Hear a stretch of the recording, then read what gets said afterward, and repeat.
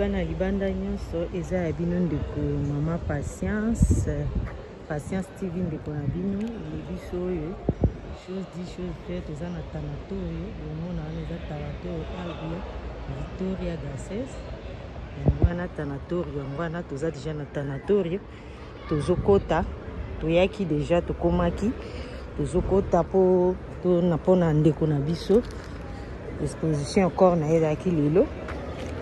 En tout cas bandeko nazozwa bino na caméra cachée pour na lingi te ke mutu ayeba ke nazozwa caméra. Alors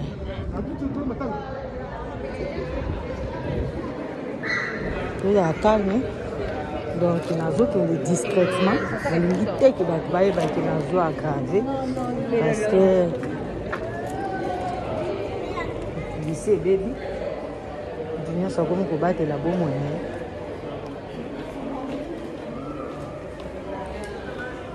nyonso obatela bomoi na ye awa toza na tanatorio tozomata place baexpose corps ya ndeko na biso ya mwasi eza vraiment important tozala wana eza adieu toye kopesa ye. Donc tokosenga na bino bandeko nyonso ya mitema malamu a bato bazalaki ebeye me namoni bato bazokende bazozonga biso tokomaki tala bino eza neti bachambre biso tozwai awa wana bozomona porte na ye yango wana wana yango tokota oyo eza tanatorio. Il y a un petit problème parce que bato bazoya bazokinde eza lobi nde eza mokolo important mais lelo bato bazoya ka otala accord après bakeye batali bakeye. Donc c'est ça. Donc voilà. C'est vraiment triste. Vie à Moutou. Je suis dans la Moutounioso. De Kubayaki, Batubaza et Bélé, Batubazo et Bazukindi. De toutes les façons, tu vas vendre ton copaté parce que place pesa mouké. Dès que Bazou et Bazukindi, la salle d'éruption sur ton sala. Alors. Ça, je me suis basé libana pour les accords. Il y a maman Clarisse, Mathia, comme na wana. Et wana ndeko na biso alali. C'est triste, c'est vraiment triste. Surtout quand c'est un jour, surtout là la baboui. Oui bah il était là la bolelo. Les amawa. Ndiko Clarisse wana lali. Donc tokaki na sango mais tokomi sur place tomoni vraiment que eza histoire vraie ndeko atiki biso yeyo bandeko awa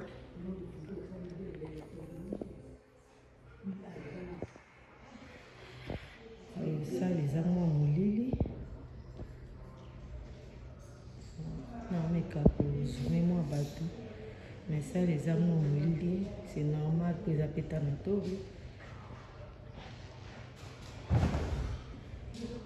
Donc c'est ça.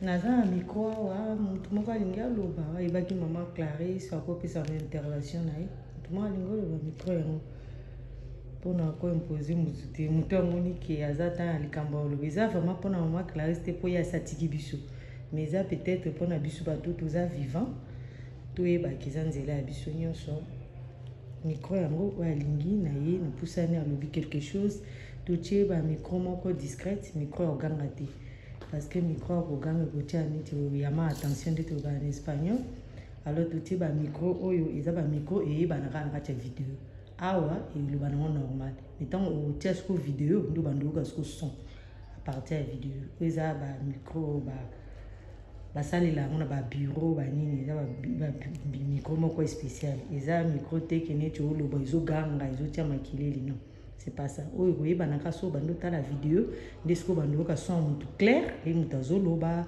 donc c'est ça donc mutu akointervenir so azali nga naza disponible napusani olobi quelque chose oyo mpe alingi ateya ata moke mpona biso bato toza na bomoi mpo lelo toye mpona mama Clarisse te toyendi mpona biso moko mpo ye aza na ye lisu te ye esi atikini biso eza ka accord apamba moto eza wana me biso oyo toza na bomoi nde eza important mpona biso moma oyo tozonga na bomoto toyebaki un jour ezwa mpe biso mpe tozala te alors nasa violence na mpona moto ngai alingi mpo moto moko azolinga oloba te nazaka neti nazolobaloba nga moko nayebi ke boza triste mais koloba moi un mot mpona video eza très important nalobaka toujours bomoni média ya lelo eza neti média eleka te média ya lelo ekoma likambo esalami bakomi koluka pesa biso photo pesa biso video wana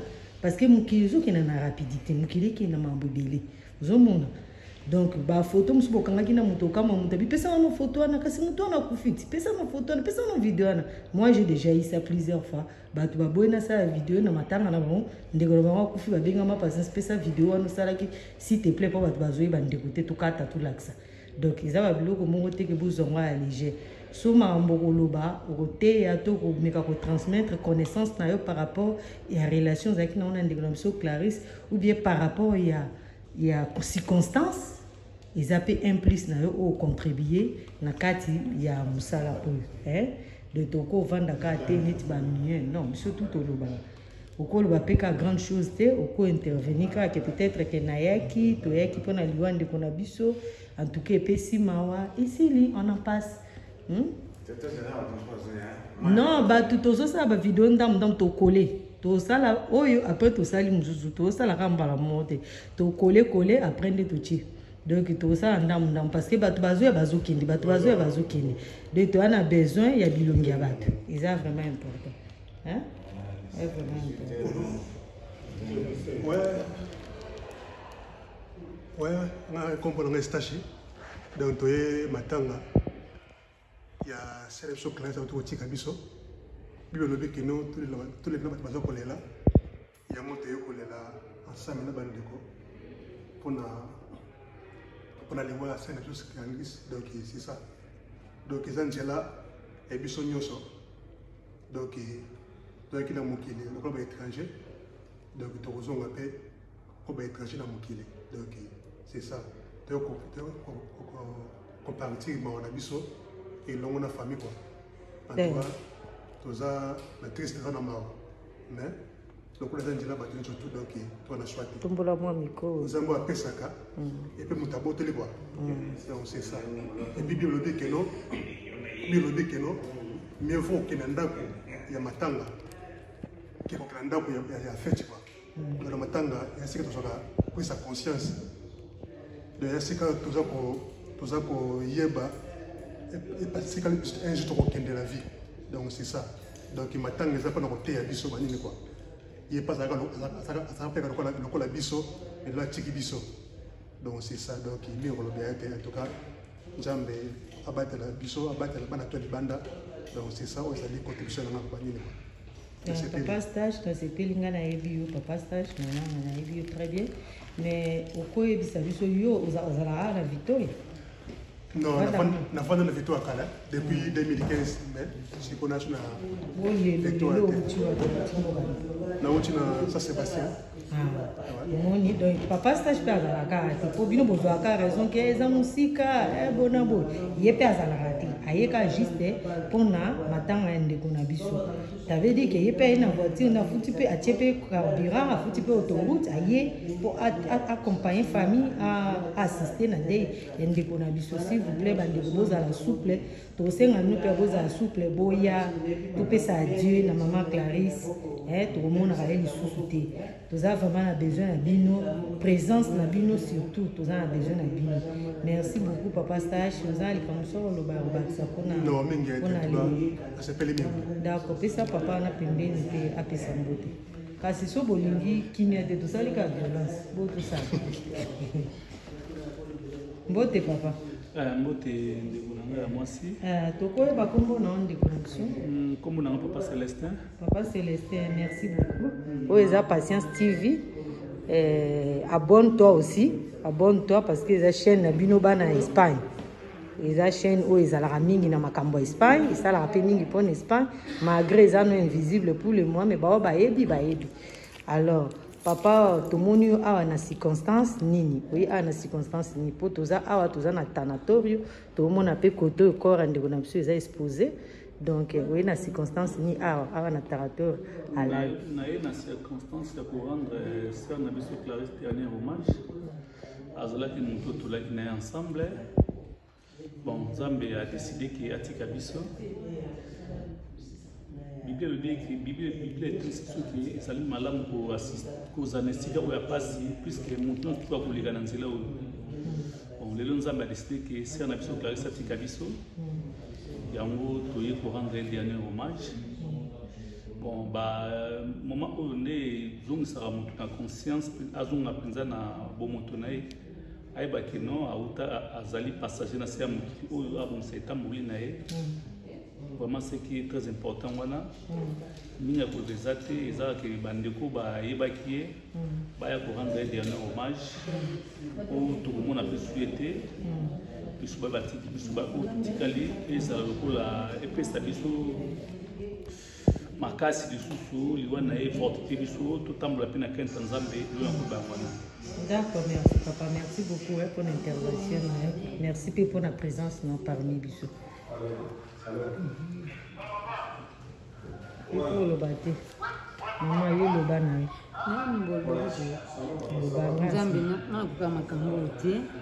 Loba oye na circonstance ya liwa oye na liwa toye awa kolexa tante toye koparticiper toye kosoutenir famille oyo baperdre très cher na bango biso toye kosoutenir bango. Est-ce que oyeba ye mama Clarisse? Si nayebaki simba miko toyeba mama Clarisse simba miko. D'accord. Kombo nani kasi mama? Kombo na mingi. Kasi tia micro po bayoka ngati nga nazoyoka yo déjà mais bato baoyoka yo. Milio vanda awa de boza ba voisin boza batambuka moko na mama Clarisse. Tango kasi ko sanga mama Clarisse o sentira kindeni. Non, ça là nga passe parce que ne baki ne baka zali ser autozaki na tendo za na ye. Il m'a tout le temps pécala, na mon pécala mais les peintes ne ka ba ku fi boni ça là nga passe. On zawa tu ko la na tu ko la ensemble na ba ndeko na biso pe pour dans la biso nyos non. Tu zawa. Merci beaucoup maman.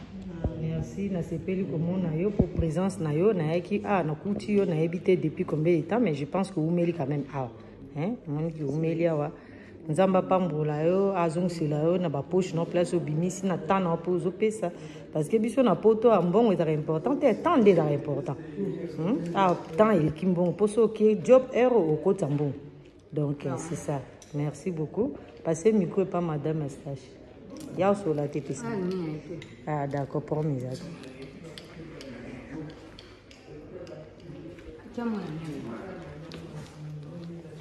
Bonsoir, papa. Je vais micro, s'il vous plaît. Non, c'est important, c'est très important. La famille, amis et connaissances, quand on va au monde, on va voir qu'ils ont histoire, vraiment, papa, si tu plaisir, courage. Tu as vu qu'ils ont facilité. C'est une mère. Aza maman za akamungona mokili. Bonsoir papa. Kombo nani kasi? Samuel. Samuel. Encantada ndeto loba en espagnol, loba espagnol. Loba lingala. D'accord. Na bien encantada ça veut dire que à chanter en français. Tolobi boy muto akufi azana mpona yo. Tantine na biso, sœur na biso, Clarisse Matila azana mpona yo. Adam maman na yo. Abelaki. Si abelaki. Bela est moins mingi. D'accord. Bon, biso tozala mituna mingi a otuna yote Samuel, non? Samuel, vous avez moi à liboso? Non, deuxième. Vous avez deuxième. D'accord. toye juste pour to accompagner bino na moment ya tristesse o toza awa to na mboka mpaya awa ekiparate ki boa bandeko aiza kaka ki congolais polobaka lingala tobenganaka bato mangala donc na mabe na malamu biso soki likambo koyi tose soutenaka les uns les autres d'accord alors biso tozwi yo te toopose na biso mpe baquestion ebeye te mais tozwi yo mpo elongi oyo eza très important mpo na famille ami et connaissance oyo bayebi yo to bayebaki mama na yo nde mpenza bakondimake wi tomoni mpenza sango na confirme ke mama na ye akufaki toderange oyo mpenza mingi te merci beaucoup Samuel c'est gentil de ta part et bon courage nzambe akompagne.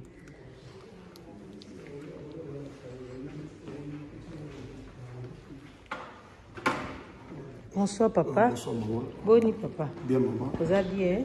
Namoni ucho ya opesi maître Chouben Mbote. Est-ce que oui baki maman Clarisse ou bien sa famille à maître Chouben? Tu es dans sa famille à maître Chouben. Moi je fais ça sœur nanga. Tu as un club moko. Moi dans Paris. La club dans ma la renommée tout ça dans Paris puis à Yaka. Donc la foutu ticket na yebina fi Chouben player. Ngapi to ngi sangaliwa oyo. Ewe ko lobi. Na bimi pe maramoko. Bayebi mamu tina komi abisenga pasi ose tozarane bien dernier temps yaki sur la Victoria awa pana ye yakutika komba biloko ya mainga pe na palais alali pe wana na tongo na ngomba micro cheko fuza mo micro comme on a juni bayaka pe passer mbali pe la sola bien dans le dessin pe passer on na ye pe be mama se musuba tikali parce que na ntira bango bazana bakar ngana boyi bakar da yeka na bisi rapide obi ma ba 20h à 22h pour tout partager mawa pour ça biso tout nzela mutu nyoso kwa pour ça mutu ya malamu uti musika na yebutu vraiment le wana 23h na kobi ana 11h ouais zamba ozongusela merci zamba ozongusela yo nzela biso biso toza bandeko ndeko toza biso bandeko bon nous a été notre vie en bandeko merci c'est gentil de ta part merci là toujours dans morgue vous continuez toujours dans morgue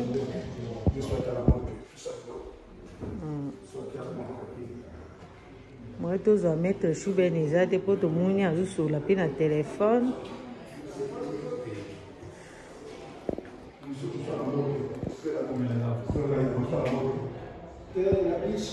la voiture maître Chouben yeyo mais moi tout le bise ezate ko aza na bapel bato bazoya na nzela donc moi tout le bise ezate toza toujours na morgue na morgue donc moi tout déranger ezate aoswa na téléphone alors bana libanda nyonso partout bana libanda nyonso partout dans le monde c'est notre sœur oui, bah que histoire eza réelle mais comment pour intervenir ba maman vous a mambolo bata moi likamki eza circonstance ya mawa tomoni bino wa eza chaîne beaucoup loba quelque chose pour la famille to pour na ba amis pour la présence na bino awa lobelo te ba maman opesi ata kombo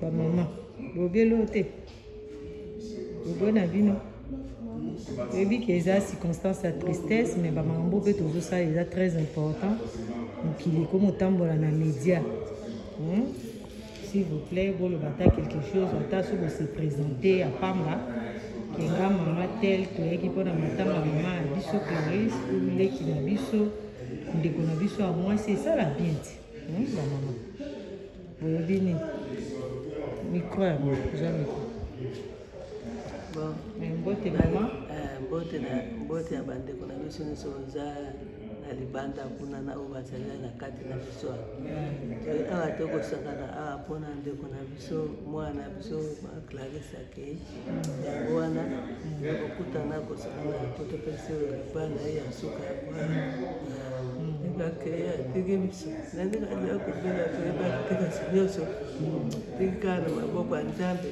donc mokolo na ye ntango eyaki toakoyeba okaka ebalaka ata na pakaza toyebaki eloko moko te toza kosenga kaka bandeko nyonso oyo boyokisango yango e tosangani mpona yango wana biso nyonso toza biso bana ya bamama ya Victoria awa me bamamo baza na France baza awa na Belgique kasi nyonso baomona biso nde tozali tosangani mpona mawa ya mwana biso yango wana Clarisse yango wana aza mwana bon yango tosangani awa naza mingi osengani kasi nde esa biso mingi pasi ndenge atiki bana tiki na koko mpona na kisasa yango ake mwana na 47 donc esa pasi mingi yango wana yango toza kosengaka eza monene likambo toba teke eyeka yambalaka te me nde abelaki yango wana abelaki mpenza yango wana me ntango ekwei likambo ekwei eyaka maladi eyaka noki me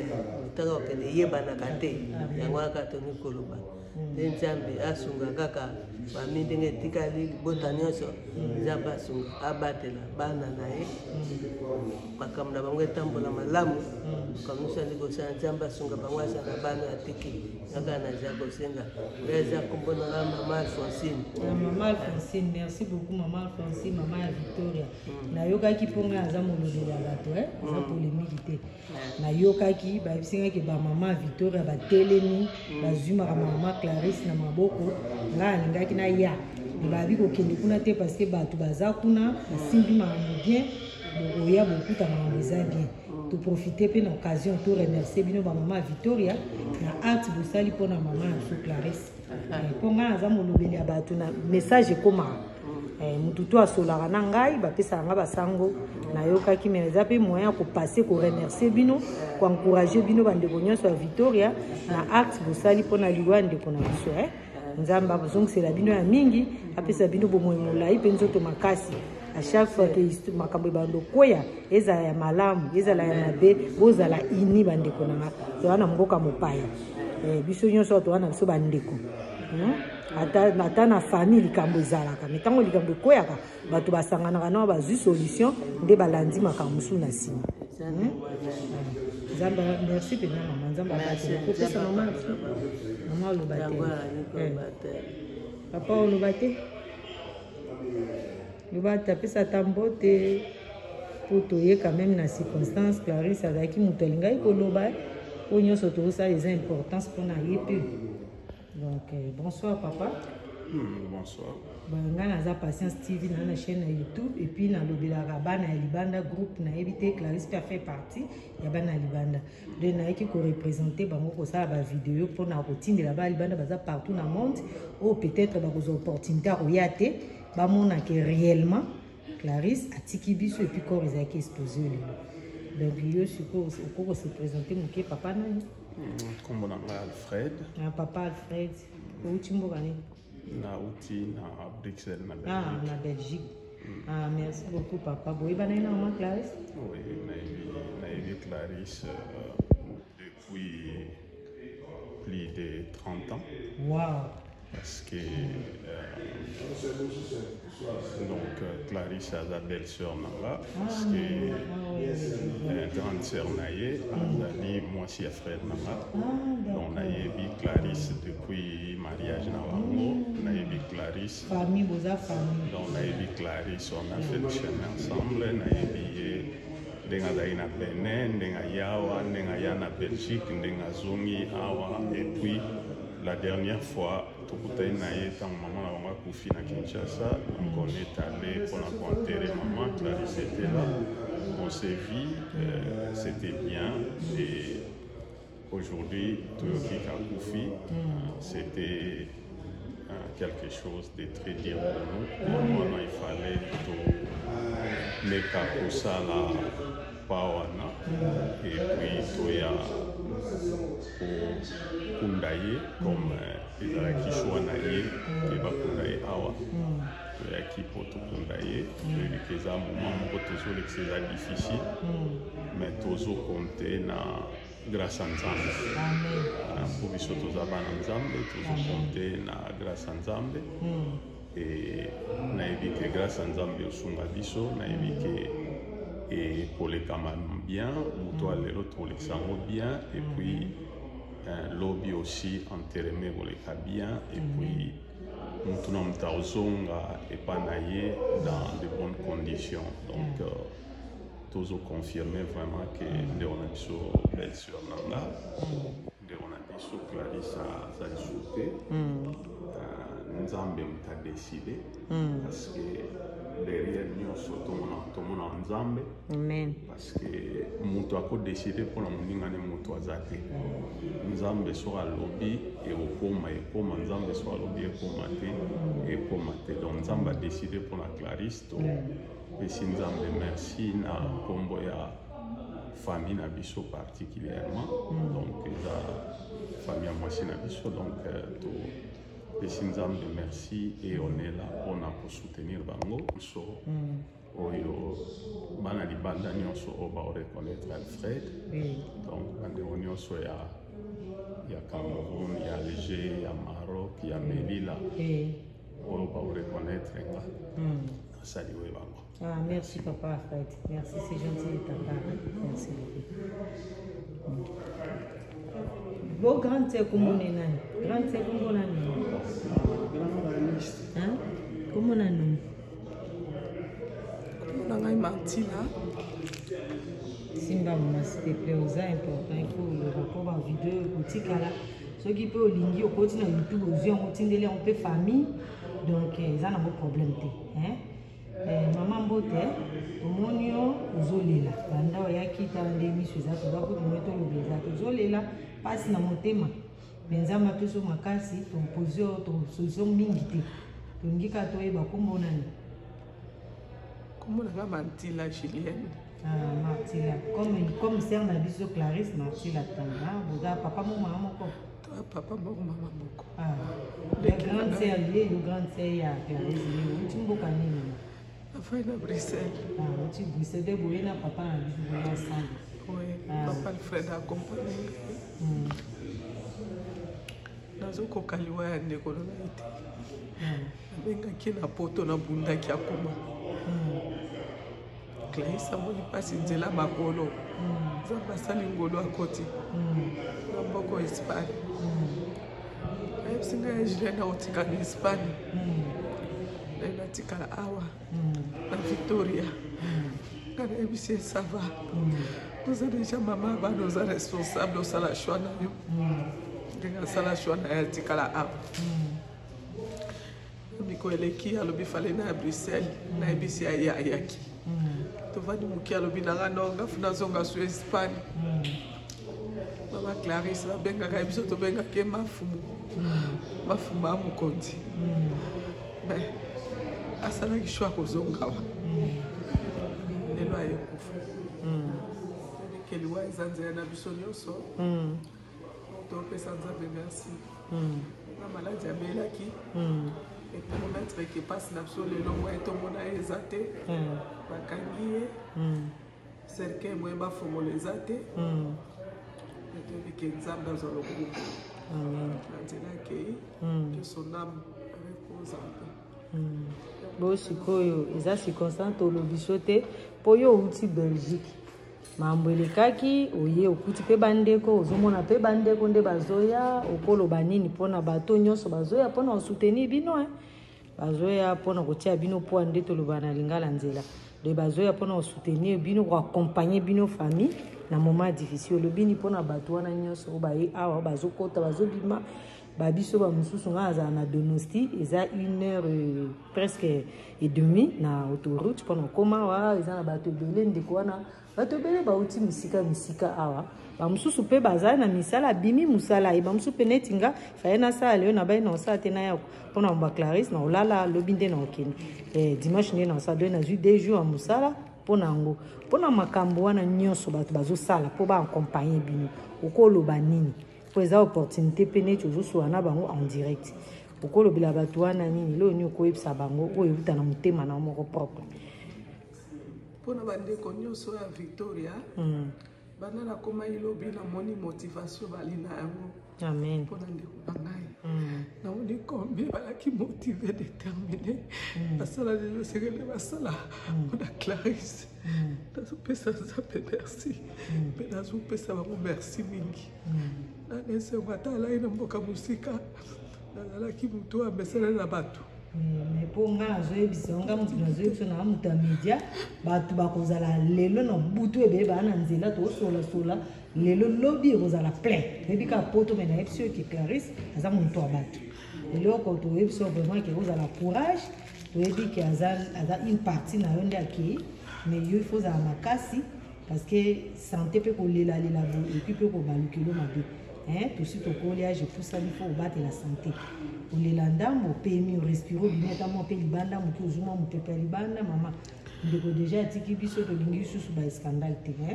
oyebisa o vraiment ozala ozwa makambo yango na ndenge ya diplomatie ozwango na ndenge ya bien oaccepte disparition aleki na yo nzambe apeso makasi toza bandeko toyaki mboka mopaya ngonga moninga ekoki akei de Clarisse, nous t'oublions jamais. Merci beaucoup, c'est gentil de ta part. Alors, bandeko ndeka nayebisaki bino bandeko bangwana bazoya bazokende banduka banda na ye namoni mouvement maître Choubeli eyo tolobise na te maître Choubeli ye wana avandi ye wana bana libanda nyonso maître Choubeli aza courageux malgré naza courageux aza bien mpo obaki na nga patience mpo ozala notano maître ndeni maître aza kuna ye moko maître biso baoya yo biso baoya yo nyonso bazotuna donc maître tolobise te mais ye wana bomoni ye okopepa ata maboko maître pepa ata maboko l'un des aides prédicaires merci l'assistance non physique morale et monétaire, nous sommes nos assistants en tout cas, merci à toi. Que Dieu soit loué quoi. Merci maître, merci.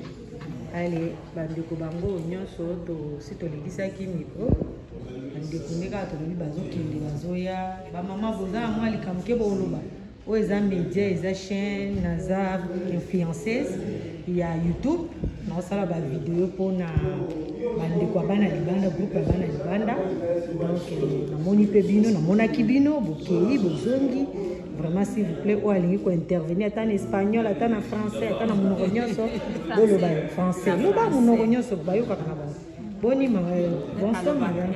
Oui, bonsoir. Tu parles français, non? Oui. On t'a rencontré ici dans les funérailles de notre sœur, Clarisse Mathila, celle qui nous a laissés. Donc, vous avez quelque chose à dire pour les circonstances? Parce que c'est triste, c'est une circonstance. Bon, moi, mon nom c'est Epiphanie. Je suis du pays voisin du vôtre. Je suis de Rwanda. Clarisse. Oui. Clarisse, je l'ai connue, ça fait longtemps. Depuis que je suis arrivée ici à Victoria, j'ai travaillé avec elle en 2014. Pour moi, c'était comme une sœur. Elle m'a introduit dans beaucoup de choses. Donc, elle m'a appris le travail. Elle m'a appris à aimer le travail.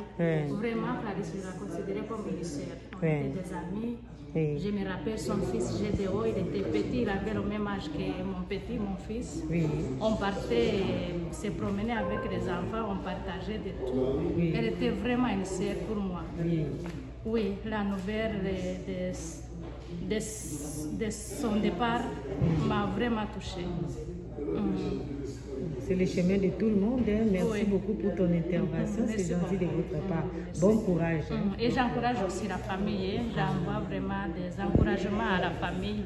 Ils ont perdu une personne brave, une personne forte. Oui, les enfants, la famille, qu'ils soient forts. D'accord, merci. Merci. Tu veux passer à ta voisine? Bonsoir. Bonsoir Yaya. Oui. Moi c'est Rebecca Masengo. Inanfum, c'est mon nom. Donc on a à peu près le même nom de famille. Elle s'appelle Manfum, moi c'est Inanfum. Donc c'est par là quand on s'est connus, quand elle a su mon nom, je l'avais introduit dans un truc de Méricain. Et alors elle m'a dit, mais comment tu t'appelles? J'ai dit je m'appelle Inanfum. Elle a dit mais moi je suis Manfum. Alors à partir partir de là, on a commencé nos relations. Effectivement, Clarisse, moi, comme témoignage, c'est une fille battante, une femme qui savait se battre. Elle avait son caractère, mais c'est une femme qui savait se battre pour la vie. Elle ne voulait pas avoir les choses faciles, qu'on lui donne, ainsi de suite. Elle a fait tout et tout pour travailler. Preuve, elle a même eu la nationalité espagnole au travers de son travail. Voilà. Donc c'était une femme très battante. Surtout ce qui m'a frappé chez elle, c'était une femme très généreuse. Quand elle revenait du Congo avec le poisson salé, les poissons fumés, elle nous invitait tous, elle nous donnait sans regarder ce qui restait pour elle. Donc pour moi, c'est une grande personne qui parle, qui nous laisse une grande leçon de travail. Elle n'a fait que travailler ici en Espagne, elle n'a jamais voulu avoir des choses faciles. Elle a travaillé et jusqu'à la fin, elle a même, au travers de son travail, elle a fait venir son enfant. Et en tout cas, c'est une femme qui s'est battue. Voilà la leçon que je retiens pour cette. C'est bien le témoignage, que Dieu te bénisse. Donc tu connaissais bien notre sœur. Hein? Bien sûr, je la connaissais très très bien et on s'est fréquenté de temps en temps. Mais ce qui m'a beaucoup touchée dans son parcours, c'est plutôt ces éléments que je te dis, femme travailleuse, battante, très propre. Elle aimait beaucoup la propreté et elle aimait beaucoup ses enfants. Beaucoup ses enfants et sa famille aussi. Merci. D'accord, merci. C'est gentil de votre part. Hein? Alors, Balandia Patience TV, tout est bien, commence bien, tout est fini bien. Na sepeli, tozalaki, pe tozali, tozala awa. Tozotia direct, jusqu'au bout de la Patience TV en direct, tozotia encore en direct. Alors, Nzambe a permis de Konabiso, a permis à Clarisse. Bon, qui va témoignage, vous avez attendu ce que les gens parlaient d'elle. C'était une femme battante, forte. Alors, Clarisse, nous ne t'oublierons jamais. Repose-toi en paix, notre sœur. Nous t'aimons et nous t'aimerons toute la vie. Merci à toi, Clarisse. Repose-toi. Bye.